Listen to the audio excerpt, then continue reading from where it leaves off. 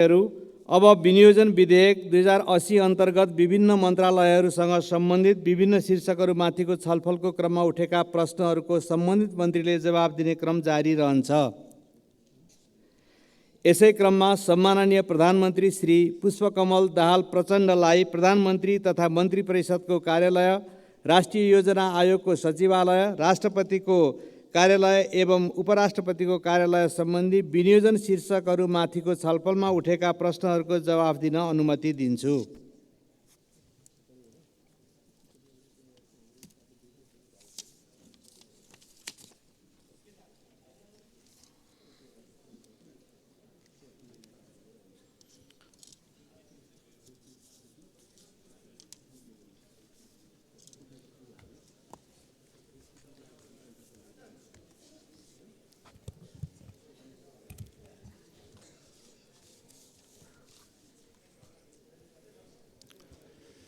सम्मान्य सभामुख महोदय, सङ्घीय संसदको संयुक्त सदनमा प्रस्तुत भएको नेपाल सरकारको आर्थिक वर्ष 80-81 को वार्षिक बजेट तथा कार्यक्रम सम्बन्धमा राष्ट्रपतिको कार्यालय, उपराष्ट्रपतिको कार्यालय, प्रधानमन्त्री तथा मन्त्री परिषदको कार्यालय र राष्ट्रिय योजना आयोगसँग सम्बन्धित विषयमा यस सम्मानित सदनमा मान्य सदस्यहरूले छलफलको क्रममा राख्नुभएका जिज्ञासा तथा सुझावका लागि सबभन्दा पहिला त म हार्दिक धन्यवाद दिन चाहन्छु र म मान्य सदस्यहरूले उठाउनु भएका प्रश्नहरूबारे स्पष्ट गर्ने प्रयास गर्दैछु।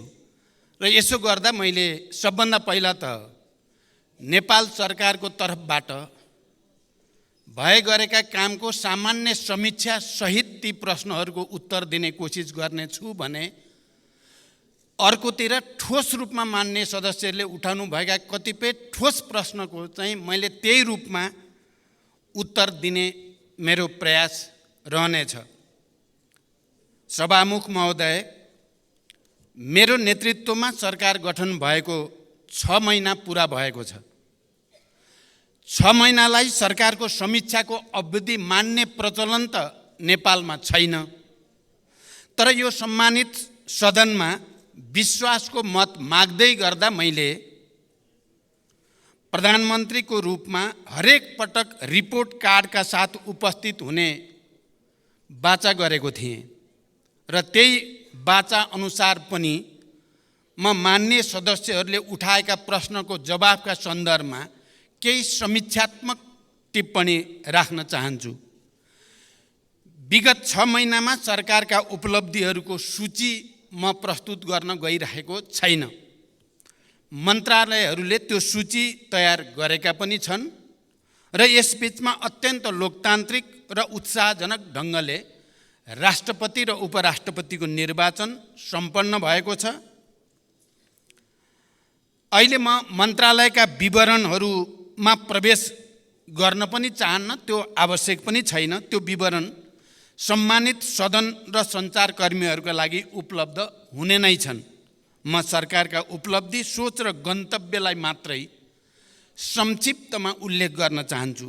सम्मान्य सभामुख महोदय, यो सम्मानित सदनले मलाई सरकारको नेतृत्व दिँदै गर्दा देशमा गम्भीर आर्थिक सङ्कटको स्थिति र एउटा भाष्य बनेको थियो। आम रूपमा नेपालको नियति श्रीलङ्काको जस्तै हुने भयो।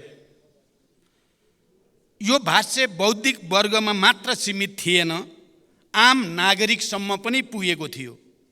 टेलिभिजन र मोबाइलका स्क्रिनहरूमा छाइरहेको श्रीलङ्काको तस्बिरले सिङ्गो देशलाई आशङ्कित र एक हदसम्म त्रसित पनि बनाएको थियो। जतिसुकै निराशावादी पनि श्रीलङ्काको दुःस्वप्नबाट जागिसकेको छ, किनकि यसबीचमा अर्थतन्त्र केही जागेको छ अहिले। किनकि म यसलाई सरकारको उपलब्धिमा मात्र सीमित गर्न चाहन्न, यसलाई मैले राष्ट्रकै उपलब्धिको रूपमा उल्लेख गर्न चाहन्छु। पहिले सबैजसो आर्थिक सूचकहरू अहिले सबैजसो आर्थिक सूचकहरू सकारात्मक दिशातिर अगाडि बढ्दैछन्। पछिल्लो 6 महिना यता कुल विदेशी विनिमय सञ्चिति 20.9% वृद्धि भएको छ। अब हामी 9.7 महिनाको वस्तु तथा सेवा आयात धान्न सक्ने सुरक्षित अवस्थामा रहेका छौँ। यसै गरी कुल वस्तु व्यापार घाटामा 15.2%ले कमी आएको छ। विप्रेषण उल्लेखनीय रूपमा वृद्धि भएको छ। गत वर्षको यसै अवधिका तुलनामा पर्यटक सङ्ख्या दोब्बर बढेको छ। ब्याङ्क दर र ब्याज दर क्रमशः घट्दै गएको छ। वित्तीय क्षेत्रको स्थायित्व र लगानीको वातावरणमा सकारात्मक सुधार आएको छ। चुहावटलाई कडाइका साथ नियन्त्रण गरिएपछि राजस्व परिचालनमा पनि क्रमशः सुधार आउँदै गएको छ। नेपाल विद्युत प्राधिकरण र नेपाल आयल निगम नाफामा गएका छन् भने नेपाल वायु सेवा निगमको आर्थिक अवस्था पनि सुधार उन्मुख छ। संसारभरिका हाम्रा कूटनीतिक र आर्थिक नियोगहरूलाई वैदेशिक लगानीका लागि परिचालन गरिएको छ र ठुला सम्भावित लगानीकर्तासँग प्रधानमन्त्रीकै तहबाट मैले अग्रसरता लिएको छु र यसमा निकै सकारात्मक सङ्केतहरू देखिएका पनि छन्। यसै बिचमा करिब 35 अरब वैदेशिक सहायता सम्झौतामा हस्ताक्षर भएको छ। उद्योग क्षेत्रमा 274 परियोजना मार्फत करिब 35 अरब नै वैदेशिक लगानी र करिब 15,000 रोजगारी सुनिश्चित भएको छ। लगानी बोर्डबाट 954.30 मेगावाट विद्युत उत्पादन हुने गरी विभिन्न 6वटा जलविद्युत परियोजनाका लागि रु 1,67 खरब लगानी स्वीकृत भएको छ। आर्थिक सुधारकै परिणाम कम्तीमा 20,000 थप रोजगारी सृजना गर्ने गरी रु 2,05 खरब लगानीका 284 नयाँ स्वदेशी उद्योगहरू दर्ता भएका छन्। उत्तरी नाकातर्फ रसुवागढी, हिल्सा, कोदारी स्थित अध्यागमन कार्यालयहरू सुचारू भएका छन्। अर्थतन्त्रलाई गतिशीलतासँगै फराकिलो, दिगो र समावेशी आर्थिक वृद्धि, गुणस्तरीय सामाजिक विकास, सुरक्षा र न्यायको प्रत्याभूति, समष्टिगत आर्थिक स्थायित्व, सङ्घीयताको सबलीकरण र सुशासनको उद्देश्य सहितको अहिलेको बजेट प्रक्रियाबाट उत्पादन र उत्पादकत्व वृद्धि भई देशभित्रै आय र रोजगारीको अवसरहरूको प्रत्याभूति दिलाउन सरकार प्रतिबद्ध छ। आउँदो वर्ष आर्थिक र सामाजिक पूर्वाधारहरू निर्माण भई उच्च आर्थिक वृद्धिको आधार तयार हुने मेरो विश्वास रहेको छ। सम्माननीय सभामुख महोदय, मैले संसदमा सङ्कल्प गरेको थिएँ, सुशासन सरकारको उच्च प्राथमिकता हुनेछ। मैले सरकारको यसबीचको सबभन्दा ठुलो उपलब्धि व्यवस्थाप्रति जनतामा जगाएको भरोसालाई मानेको छु। मैले नेतृत्व लिँदै गर्दा जनतामा राज्यप्रति र सरकारप्रति जुन निराशा, असन्तोष र आवेग थियो, अहिले त्यसमा सुधार भएको छ र यसलाई मैले जनतामा राज्यप्रति र सरकारप्रति भरोसामा जो अभिवृद्धि भएको छ यसबीचको सबैभन्दा ठुलो उपलब्धिको रूपमा मैले मानेको छु। हाई प्रोफाइल व्यक्तिहरू कानुनभन्दा माथि छन् भन्ने आम मनोविज्ञान बनिरहेको थियो।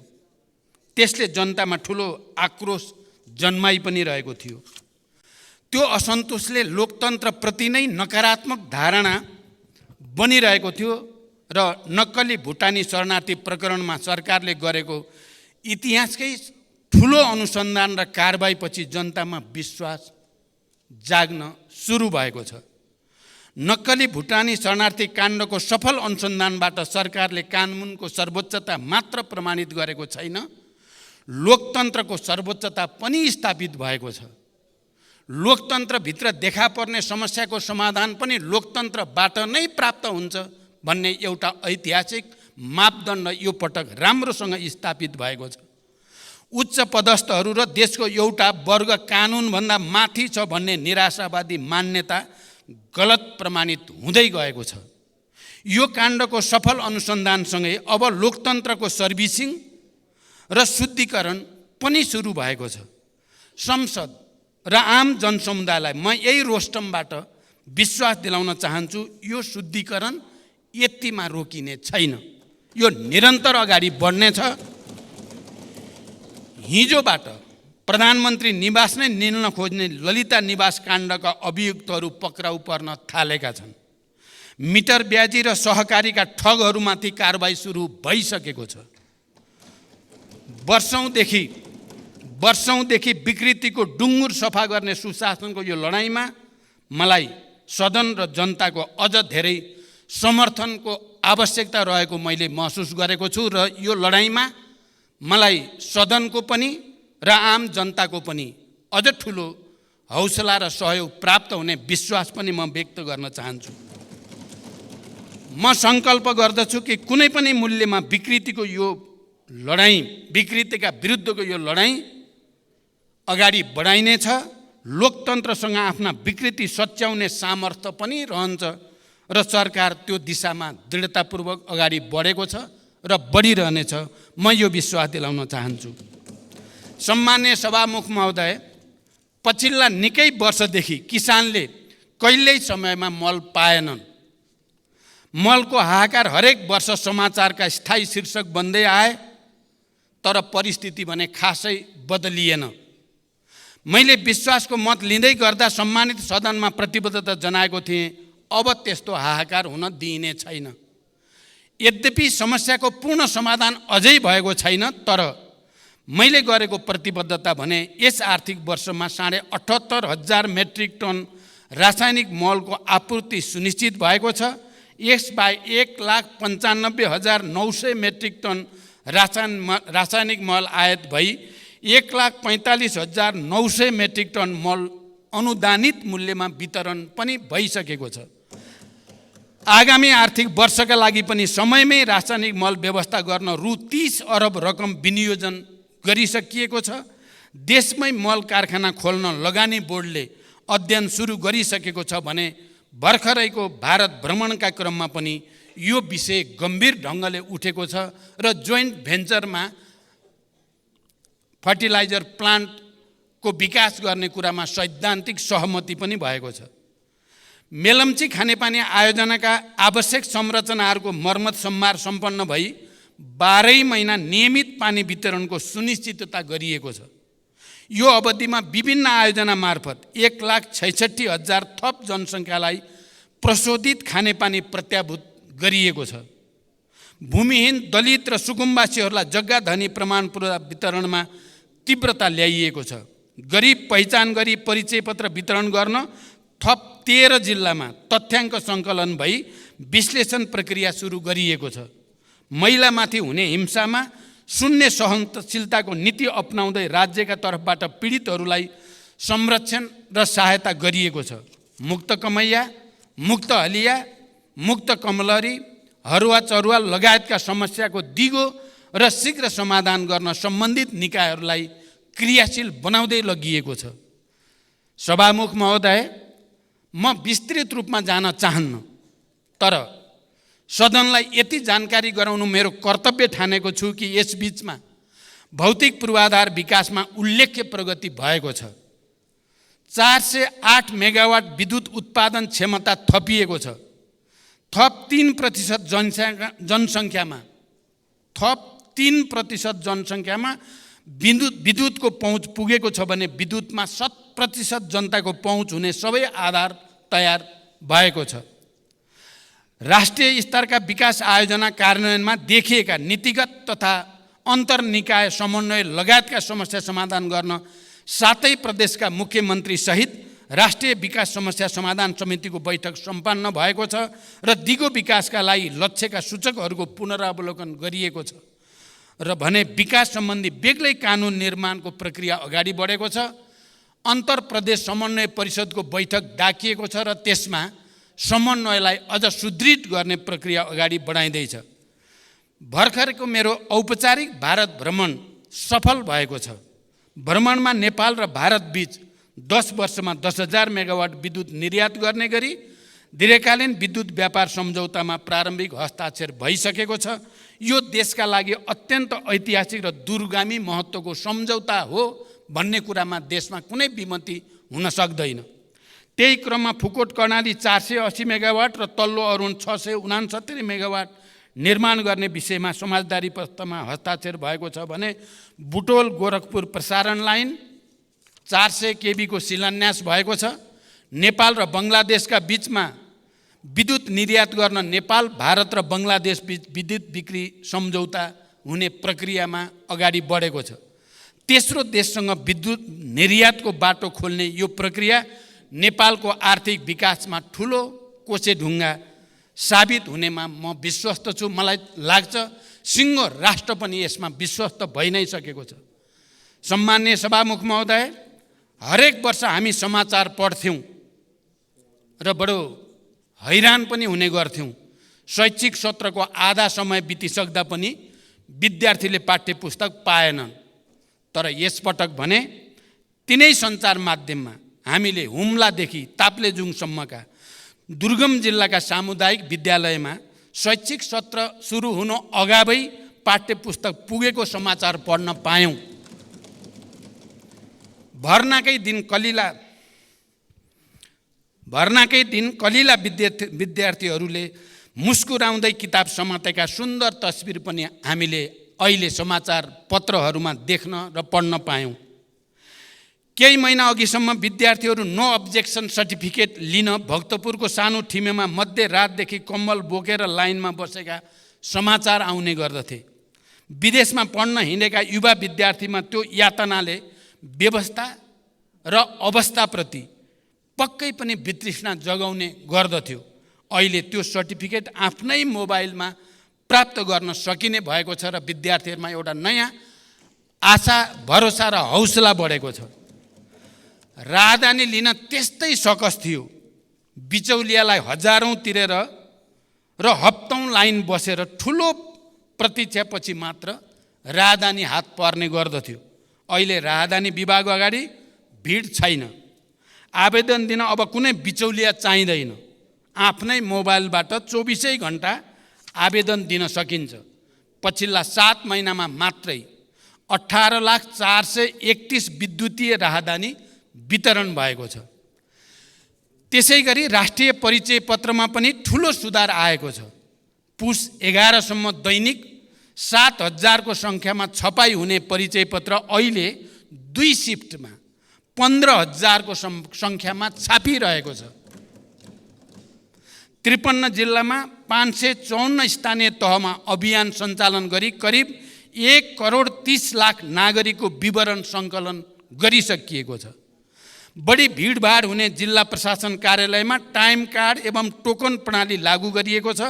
अध्यागमन कार्यालयहरूमा अध्यागमन सूचना प्रणाली नेपाल पोर्ट लागू भएको छ भने हस्तलिखित भिसाको सट्टा QR कोड सहितको सिस्टम जेनेरेटेड भिसा लागू गरिएको छ र विद्युतीय सवारी चालक अनुमति पत्र प्रणाली थप 5 वटा यातायात व्यवस्था कार्यालयहरूमा लागू भएको छ। विभिन्न सरकारी कार्यालयहरूबाट निश्चित सार्वजनिक बिदाका दिनमा समेत सेवा प्रवाहको व्यवस्था गरिएको छ। कागज मुक्त, नगद मुक्त र लाइन मुक्त देश निर्माणका लागि मैले यसबीचका सुधारलाई साङ्केतिक तर निकै दूरगामी महत्त्वका निर्णय ठानेको छु। सार्वजनिक शिक्षा र स्वास्थ्य सरकारको उच्च प्राथमिकतामा छ। सरकारी, सामुदायिक तथा निजी अस्पताललाई कुल शय्याको 10% विपन्न, असहाय, बेवारिसे, बिरामीको निःशुल्क उपचारको लागि प्रदान गर्नै पर्ने व्यवस्था हुँदैछ। यसले लाखौँ गरिब परिवार लाभान्वित हुनेछन् भन्ने मेरो विश्वास छ। दुर्गम क्षेत्रमा ज्यान जोखिममा परेका गर्भवती तथा सुत्केरी महिलाहरूको सुरक्षित हवाई उद्धारलाई बढाइएको छ। कैलालीको गेटामा शहीद दशरथचन्द स्वास्थ्य विज्ञान विश्वविद्यालय खोल्ने निर्णय भइसकेको छ। लुम्बिनी प्रदेशमा नेपाल विज्ञान तथा प्रविधि प्रज्ञा प्रतिष्ठानको विशिष्टीकृत अनुसन्धान केन्द्र बन्दैछ। भरतपुर अस्पताल र भेरी अस्पताललाई चिकित्सा विज्ञान राष्ट्रिय प्रतिष्ठानको आङ्गिक अस्पतालको रूपमा सञ्चालन गर्ने निर्णय कार्यान्वयनमा गइ नै सकेको छ।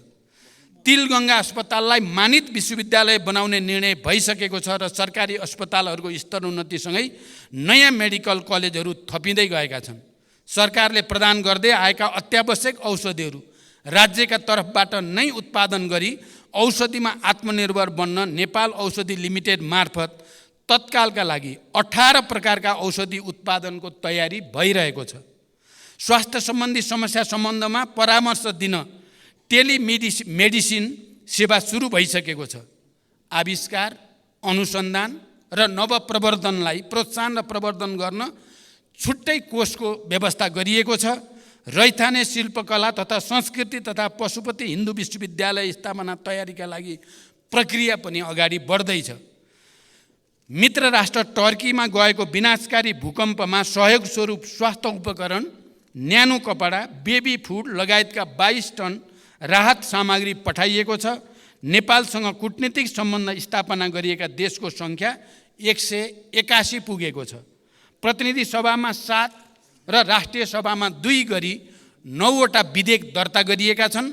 त्यसै गरी 8वटा कानुन संशोधन र एकीकरण गर्न बनेको विधेयक तर्जुमा गर्न सहमति प्रदान गरिएको छ भने 11वटा विधेयकलाई सैद्धान्तिक सहमति प्रदान गरिएको छ। विभिन्न विषयका 17वटा नियमावली, 3वटा गठनादेश र 5वटा निर्देशिकाको तर्जुमा सहमति प्रदान गरिएको छ। सभामुख महोदय, संसदको पहिलो सम्बोधनमा मैले सङ्कल्प गरेको थिएँ वैदेशिक रोजगारीमा गएका दिदीबहिनी दाजुभाइहरूलाई माथि राज्यको उपेक्षा अब अन्त गरिनेछ। वैदेशिक रोजगारीलाई सुरक्षित, सम्मानित बनाउन यसबीचमा केही महत्त्वपूर्ण र दूरगामी कामहरू भएका छन्। वैदेशिक रोजगारीमा गएका करिब 2 लाख नागरिक केही महिनाकै बिचमा सामाजिक सुरक्षा कोषमा जोडिनु आफैमा एउटा ऐतिहासिक उपलब्धि हो। यसरी आबद्ध व्यक्तिको कदाचित भवितव्यबाट निधन भएमा परिवारलाई पेन्सन र सन्तानलाई शैक्षिक वृत्तिको व्यवस्था गरिएको छ। वैदेशिक रोजगारीलाई अब धेरै हदसम्म झन्झट र बिचौलिया मुक्त बनाइँदै लगिएको छ। श्रम स्वीकृति र पुनः श्रम स्वीकृतिका क्रममा श्रमिकहरूले झेल्दै आएको शास्ति अन्त्य गरिएको छ। पुरै अवधिका लागि श्रम स्वीकृति प्रदान गर्ने र पुनः श्रम स्वीकृतिका लागि नेपाल आउनुपर्ने बाध्यताको अन्त्य गरी विदेशबाट नै अनलाइन प्रणालीबाट स्वीकृति प्राप्त हुने व्यवस्था मिलाइएको छ। यो आफैमा विदेशमा रहेका दिदीबहिनी दाजुभाइहरूको लागि एउटा ठुलो राहत बन्न गएको छ। यसै गरी 753वटै स्थानीय तहका रोजगार सेवा केन्द्र मार्फत श्रम स्वीकृति सम्बन्धी सेवा प्रदान गरिएको छ। श्रमिकका गुनासो, ठगी र अन्य समस्याहरूलाई तत्परताका साथ सम्बोधन गर्न विदेश स्थित नियोगमा श्रम सम्बन्धी बेग्लै सम्पर्क व्यक्ति तोकिएको छ। श्रम तथा रोजगार मन्त्रालयमा 24 घण्टा गुनासो सुन्ने गरी श्रम कल सेन्टर सञ्चालनमा ल्याइएको छ र त्योसँगै ऱ्यापिड रेस्पोन्स टास्क फोर्स गठन गरिएको छ।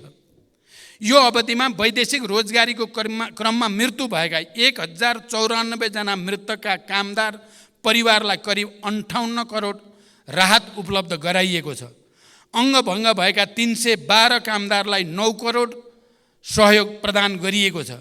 यसबीचमा विदेशी भूमिमा समस्यामा परेका 156 जना नागरिकको उद्धार गरिएको छ। रोजगारीका क्रममा अशक्त भएका कामदारका सन्ततिलाई छात्रवृत्ति स्वरूप 2,33,74,000 रुपियाँ सहयोग उपलब्ध गराइएको छ। सम्माननीय सभामुख महोदय, राष्ट्रिय गौरव लगायत सबै विकास आयोजनालाई छिटो सम्पन्न गर्न निर्देशन र अनुगमन गरिनुका साथै प्रक्रियागत झन्झट हटाउन गम्भीर पहल सुरु गरिएको छ। नतिजाका आधारमा पुरस्कृत र दण्डित दिने नीति लिई आयोजना प्रमुखहरूलाई जिम्मेवार बनाइएको छ। जनयुद्ध तथा विभिन्न जनआन्दोलनका घाइते तथा अपाङ्गहरूको निःशुल्क उपचार, सम्मान तथा जीविकोपार्जनसँग जोडिएका समस्या हल गर्न नीतिगत तयारी अगाडि बढाइएको छ। नेपाल नागरिकता पहिलो संशोधन विधेयक 2079 सम्माननीय राष्ट्रपतिबाट प्रमाणीकरण भई कार्यान्वयनमा आएको छ। यो सँगै अब नेपाली नागरिक आमाबाट नेपालमा जन्म भई नेपालमा नै बसोबास गरेको र बाबुको पहिचान हुन नसकेको व्यक्तिले वंशजको आधारमा नेपालको नागरिकता प्राप्त गर्ने संवैधानिक अधिकार सुनिश्चित भएको छ। गैर आवासीय नेपालीहरूलाई आर्थिक, सामाजिक तथा सांस्कृतिक अधिकार सहितको गैर आवासीय नेपाली नागरिकता प्राप्त गर्ने बाटो पनि खुला भएको छ।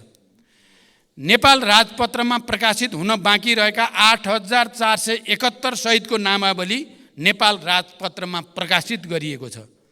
रसुवागढी, हिल्सा, कोदारी स्थित अध्यागमन कार्यालयहरू सुचारू भएका छन्।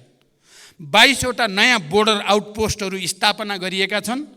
पोखरा क्षेत्रीय अन्तर्राष्ट्रिय विमानस्थल सञ्चालनमा आएको छ। गौतम बुद्ध अन्तर्राष्ट्रिय विमानस्थलबाट अन्तर्राष्ट्रिय उडानको नियमित गर्ने सम्बन्धमा कार्ययोजना तयार भएको छ।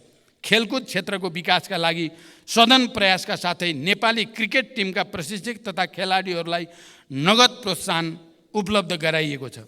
सभामुख महोदय, आज यो अवसरको उपयोग गरेर म अपिल गर्न चाहन्छु, केही हुँदैन, अवस्था बदलिनेवाला छैन भन्ने हीन भावनाबाट माथि नउठेसम्म यो देशले आफैमाथिको विश्वास फर्काउन सक्दैन।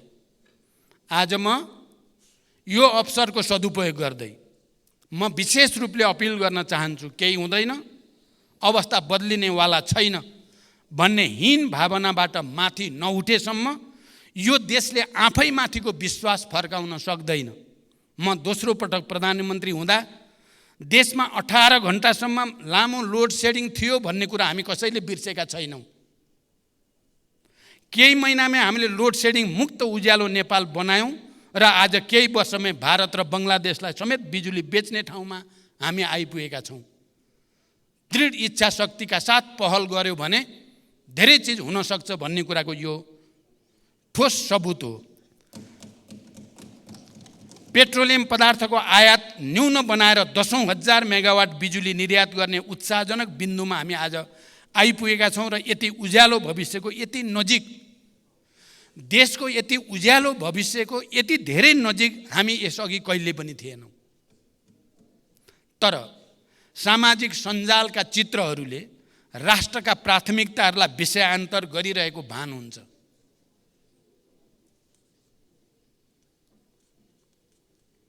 तर सामाजिक सञ्जालका चित्रहरूले राष्ट्रका प्राथमिकतालाई विषयान्तर गरिरहेको भान हुन्छ। हामीले गम्भीर भएर सोच्ने बेला आएको छ। कतै हामी बीच विषय विज्ञताभन्दा, ज्ञान र विवेकभन्दा निन्दाबाजी र आवेगता हाबी हुँदै गएको छैन।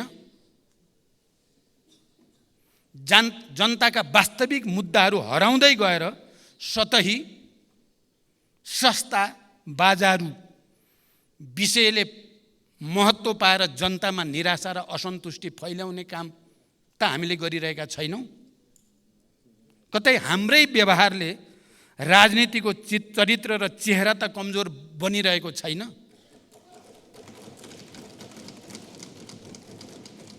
यो सत्य हो। लोकतन्त्र अब भावनात्मक आधारले मात्रै सुदृढ हुँदैन, त्यसलाई तथ्यात्मक आधार चाहिन्छ। मतदाताको रूपमा देशमा एउटा नयाँ पुस्ता तयार भइसकेको छ, जसले त्यस्तो पुस्ता जसले युद्धको विभीषिका देख्नु परेन। विद्यालयमा पुग्न 3-4 घण्टा पैदल हिँड्नु परेन। त्यो पुस्ताले यो देशमा कुनै दिन इन्टरनेट, टेलिफोन काटेर एयरपोर्ट र सडकसम्म बन्द गरेर देशमा चलाइएको शाही शासन देखेन।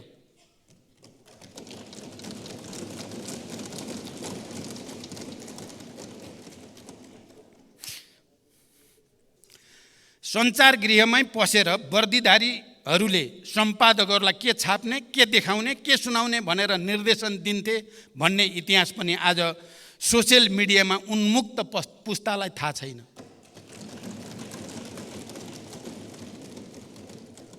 आज त्यो पुस्तालाई हिजो देशमा दुधकै नदी बहन्थ्यो झैँ भन्ने भाष्य खडा गरेर लोकतन्त्रबाट दिग्भ्रमित पार्ने अधिकार हामी कसैलाई पनि छैन। 20 वर्ष अघि र आजको जनताको जीवनस्तरमा आएको परिवर्तनलाई बिर्साउन खोजिँदैछ। सुशासनमा समस्याले यो अवस्था सिर्जना भयो। सुशासनको प्रत्याभूति गर्दै लोकतन्त्रको सुदृढीकरणका लागि सिङ्गो संसद एक ठाउँमा उभिनेछ भन्ने मेरो विश्वास सुदृढ हुँदै गएको छ। हाम्रो सार्वजनिक बहसको स्तर खस्किँदैछ। चौतर्फी अविश्वास खडा गर्ने र लोकतान्त्रिक संस्था विरुद्ध मोहभङ्ग पैदा गर्ने प्रयासहरू भइरहेका देखिन्छन्। संसदसँगै पनि कहिलेकाहीँ मेरो गुनासो रहने गरेको छ। भर्खरको मेरो भारत भ्रमणमा वर्षौँदेखि रोकिएको नेपाल भारत पारवान सन्धि संशोधनसहित नवीकरण गरियो। भारत र तेस्रो विश्वसम्म विद्युत निर्यातका लागि ऐतिहासिक ब्रेक थ्रु भयो। तर हामीले यति ठुला उपलब्धिहरूलाई छाडेर मुर्गा राङ्गो कि भैँसी भन्ने विवादमा संसदको लामो समय लियौँ।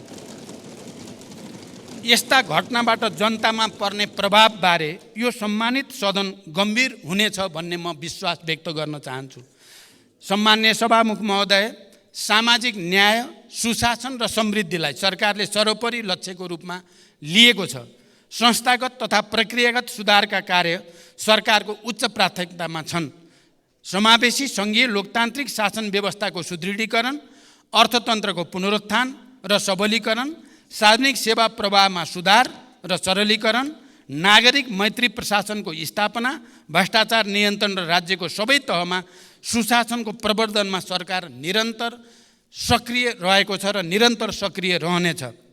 विकास निर्माणमा तीव्रता, शान्ति प्रक्रियाको तार्किक निरूपण, सामाजिक न्यायको प्रत्याभूति, स्वतन्त्र र सन्तुलित परराष्ट्र नीतिको अवलम्बनबाट राष्ट्रिय हितको अधिकतम रक्षाको लागि सरकारको प्रतिबद्धता म फेरि यो सम्मानित सदन समक्ष दोहोऱ्याउन चाहन्छु। सरकारलाई निरन्तर साथ र सहयोगका लागि आम जनसमुदाय, प्रशासन यन्त्र, संसद, गठबन्धनका सहयात्री, सञ्चार जगत, मित्र राष्ट्रहरू, सबै राजनीतिक दलहरूप्रति म आभार प्रकट गर्दै भविष्यमा पनि यसको निरन्तरताको अपेक्षा गर्दछु। आउँदा दिनमा यो सम्मानित सदनमा राष्ट्रको आर्थिक र सामाजिक जीवनका अझ धेरै उत्साहजनक र सुखद सूचकाङ्कहरू पेश गर्ने प्रतिबद्धता पनि म जनाउन चाहन्छु। सम्माननीय सभामुख महोदय, मैले थोरै समीक्षात्मक यति टिप्पणी राखिसकेपछि म अब सिधै बजेटबारे उठेका केही ठोस प्रश्नको ठोस उत्तरतिर जान चाहन्छु। पहिलो र अलि सैद्धान्तिक र राजनीतिक महत्त्वको विषयमा यो सम्मानित सदनको ध्यान आकर्षण गर्न चाहन्छु।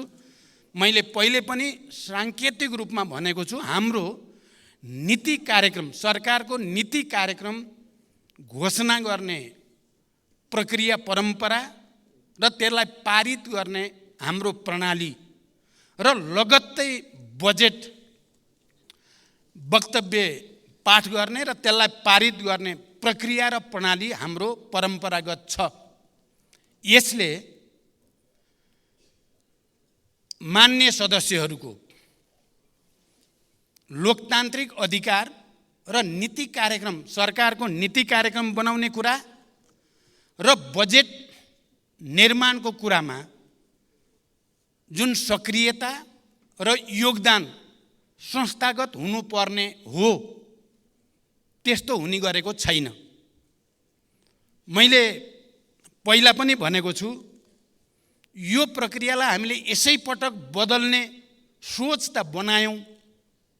यसै पटक नीति कार्यक्रम र बजेटको बीचको अवधि बढाउने, नीति कार्यक्रमको विषयमा सदनमा छलफल गरेपछि सांसदहरूले प्रस्तुत गरेका विषय समेतलाई समावेश गरेर त्यसलाई परिमार्जित गरेर टुङ्ग्याउने, त्यसै गरिकन नीति कार्यक्रमले अङ्गीकार गरेको विषयलाई आधार बनाएर बजेट निर्माण गर्ने र त्यो बजेटमाथि पनि सबै मान्य सदस्यहरू निर्वाचितदेखि समानुपातिक राष्ट्रिय सभाका सबैको पनि योगदानबाट त्यसलाई पनि संशोधन र परिमार्जन गर्ने र त्यसलाई एउटा नयाँ निष्कर्षमा पुर्याउने जमर्को हामीले नगरेको होइन।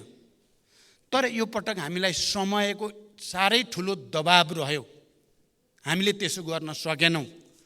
म त्यसकारण नीति कार्यक्रम र बजेटका सन्दर्भमा यो सम्मानित सदन समक्ष र सबै राजनीतिक दल र नेताहरूलाई, राष्ट्रिय सभाका मान्य सदस्यहरूलाई पनि र सम्पूर्ण बुद्धिजीवी नागरिक समाज र आम जनतासँग पनि म एउटा अपिल गर्न चाहन्छु।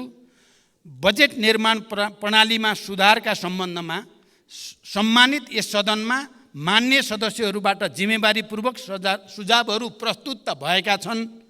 बजेट निर्माण प्रणालीमा सुधार ल्याउनकै लागि आर्थिक वर्ष 2080-81 को बजेट वक्तव्यको बुँदा नम्बर 29 मा आगामी वर्षदेखि मन्त्रालयगत बजेट सीमा निर्धारण भए पश्चात फागुन मसान्तभित्र विनियोजन विधेयकका सिद्धान्त र प्राथमिकता सङ्घीय संसदमा पेश गर्ने व्यवस्था मिलाइनेछ। यसबाट विनियोजन विधेयकका सिद्धान्त र प्राथमिकता उप पर्याप्त छलफल गरी मान्य सदस्यहरूबाट प्राप्त मार्गदर्शन र सुझावका आधारमा यथार्थपरक बजेट तर्जुमा गर्न सघाउ पुग्ने विश्वास लिएको छ भन्ने विषय प्रस्तुत गरेको छु।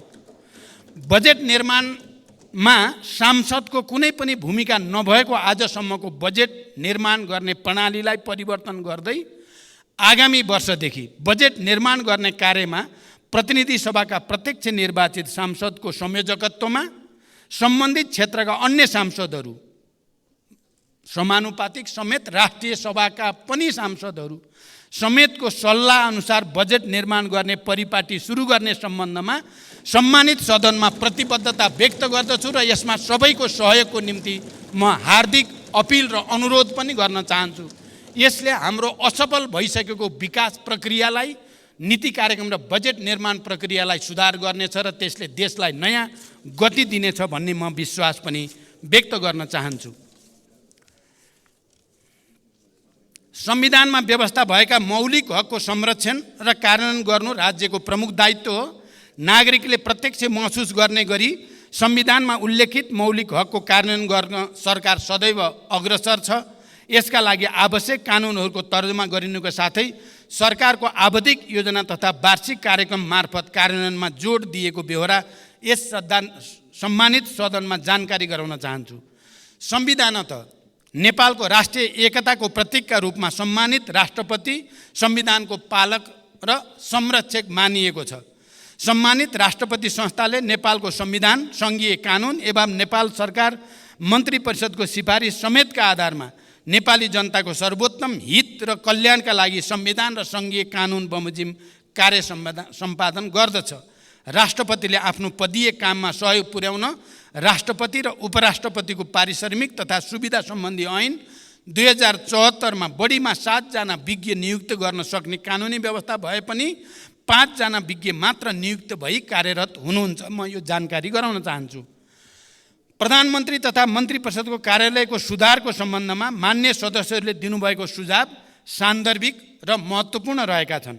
नेपाल सरकार कार्यविभाजन नियमावली अनुसार यस कार्यालयले मुख्यतः नेपालको शासन व्यवस्थाको सामान्य निर्देशन, नियन्त्रण र सञ्चालन तथा सङ्घ, प्रदेश र स्थानीय तहको समन्वय र सहजीकरण गर्ने, सरकारी निकायका काम कारबाहीको समन्वय, अनुगमन र सहजीकरण, सुशासन प्रवर्धन एवं प्रशासनिक सुधार जस्ता महत्त्वपूर्ण जिम्मेवारी वहन गर्दै आएको छ। नेपालको संविधान बमोजिम प्रधानमन्त्री र मन्त्री सामूहिक रूपमा सङ्घीय संसदप्रति उत्तरदायी हुने र आफ्नो मन्त्रालयको कामका लागि व्यक्तिगत रूपमा प्रधानमन्त्री र संसदप्रति उत्तरदायी रहने व्यवस्था रहेको छ। प्रत्येक विभागीय मन्त्री र आफ्नो मन्त्रालयको कार्यप्रति प्रधानमन्त्रीप्रति समेत उत्तरदायी रहेर कार्य सम्पादन गरिरहेको जानकारी पनि म गराउन चाहन्छु। मन्त्रालयका काम कारबाही प्रधानमन्त्रीसँगको समन्वयमा नै सम्पादन भइरहेका छन्। सबै मन्त्रालय तथा निकायहरूलाई उपलब्ध स्रोत साधनको सीमाभित्र रही सन्तुलित विभाजनको प्रबन्ध गरिएको छ। प्रधानमन्त्री तथा मन्त्री परिषदको कार्यालयको भूमिका र कार्यक्षेत्रलाई थप प्रभावकारी बनाउन रणनीतिक योजना तयार गरी सङ्गठन तथा व्यवस्थापन सर्वेक्षणको कार्य अन्तिम चरणमा पुगेको जानकारी गराउन चाहन्छु। रणनीतिक योजना र सङ्गठन तथा व्यवस्थापन सर्वेक्षण प्रतिवेदनका आधारमा प्रधानमन्त्री तथा मन्त्री परिषदको कार्यालयको पुनर्संरचना गरिनेछ।